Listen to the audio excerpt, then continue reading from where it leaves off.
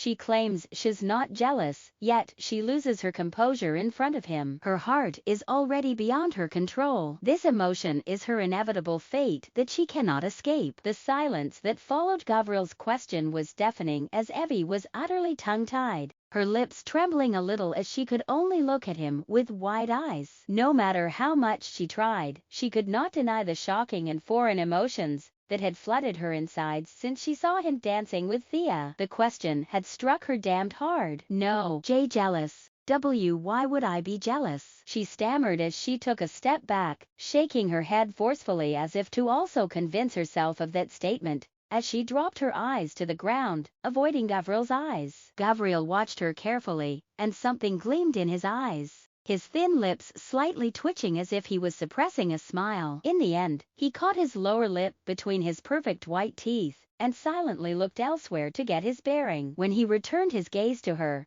his expression was serious but gentle. He took a step closer, but Evie stepped back, causing him to sigh. Look at me, wife. His voice was compelling and warm, yet Evie turned away, showing him her blatant defiance. If you're not jealous, then why are you reacting like this? Evie's grip on her skirt tightened and she felt her body about to tremble. I said, I'm not. I just want to leave this place now, she yelled at him, unaware that she was looking as though she was about to cry. Gavril stilled and became silent, his gaze never leaving her face. After another moment of observing her distraught face, his low and husky voice filled the silence. Okay, I understood. I'll take you home now. He offered her his hand, and Evie's gaze settled on it. Why does he always do this? Why did he always offer her his hand like this? She had just yelled at him, and yet he still. Evie knew that every time she accepts this large, warm and strong hand, she was letting him come a step closer to her, and if she was honest to herself,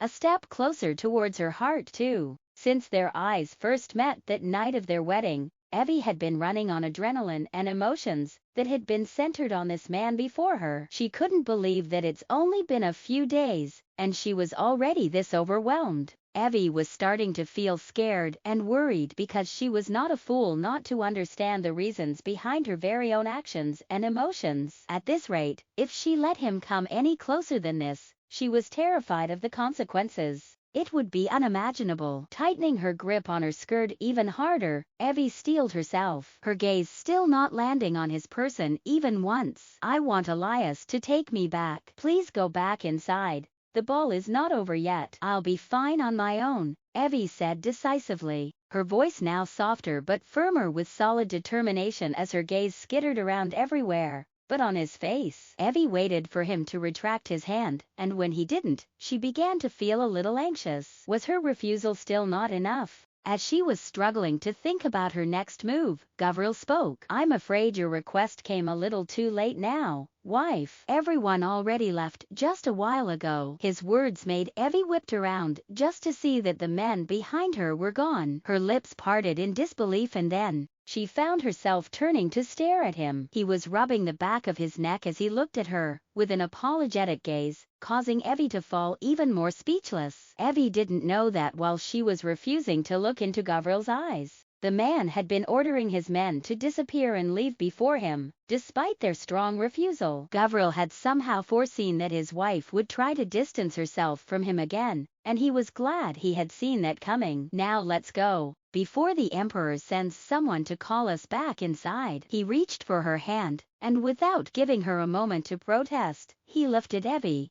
princess-like, and leapt from the ground. All Evie could do was wrap her arms around his neck, and as her forehead brushed against his jaw, she felt like he had smiled. He pulled her head back to look at his face. Did you just smile? She asked, her expression still serious. Gavril craned his head a little. Am I not allowed to smile too, wife? Evie blinked. That's not what I meant, she stammered in surprise. And what do you mean by too? Well, I figured I am not allowed to accept anyone's offer to dance with me, because it will make my wife angry. His words made Evie look like a blow had struck her hard. While she was tongue-tied, Gavril continued, if smiling will make you angry as well, then I shall not.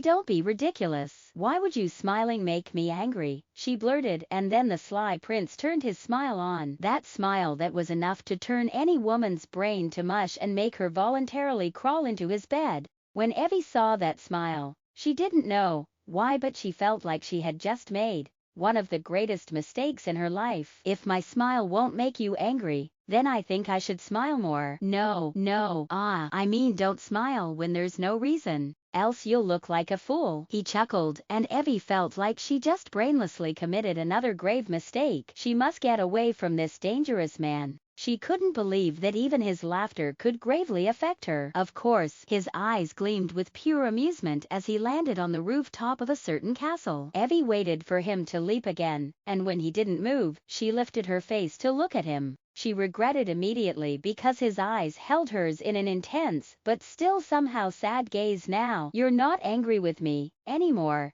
He asked. When Evie couldn't find her voice, he looked at her while patiently awaiting her response. And then he sat on top of the watchtower's edge, with her in his lap. Still angry, he whispered again after a long while of silence, causing Evie to swallow. She managed to pull her eyes off him, and when she looked down, wonder filled her eyes. She felt like she had been transported to a different world. She had never once thought or imagined that a night could be this alive and vivacious. So, this is how the world looks like when everyone doesn't sleep and rest at night, she thought to herself, because this vampire's capital had so many bigger castles compared to any human cities she had ever seen. The lights from the castles and the big houses and the streets spread throughout the land as far as she could see. The view was so different and breathtaking, but it still wasn't enough to distract her from the man holding her. Why did we stop? She asked instead. Because it's not good if we reached home while you're still angry with me. Evie blinked at him again as she creased her brows. Was that vampire's belief? Well, Gabriel tilted his head slightly. Yes, it's our castle's long tradition that a husband shouldn't bring an angry wife home,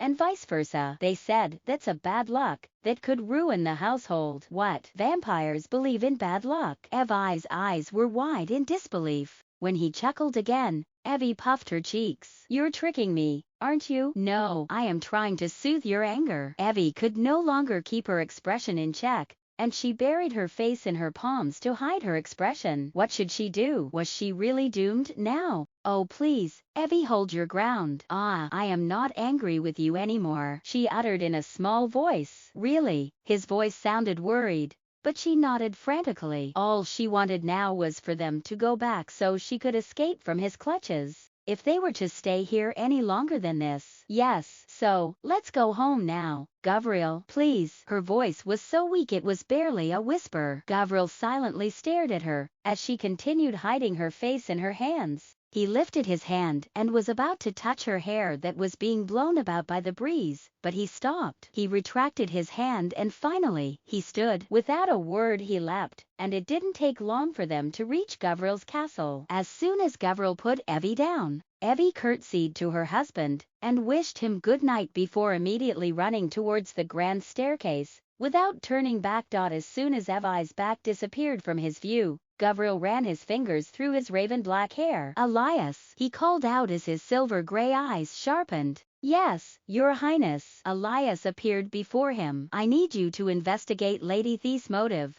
on refusing to break our engagement. I need results as soon as possible. Though Elias looked surprised, he didn't dare ask further questions. Yes, Your Highness. Once Elias was gone, another man appeared before Gabriel. It was Zolan, the most intelligent of his men. What is it? The Emperor has started his move, Your Highness. Gabriel smiled, but it was a smile way far from the kind of smile he had showed to Evie. His smile that moment was sinister and screaming with dark and wicked amusement. Gather everyone in the hall, he ordered, and Zolan gave a curt nod. As soon as Evie rushed in, she closed the doors to their chambers. She then rested her arms against the wall and leaned her forehead there, feeling totally drained emotionally. Her mind and heart were in chaos, the kind of chaos she didn't know how to deal with. She wasn't prepared for something like this. God knows how she had worked so hard for many days to learn everything that was related to vampires, their customs,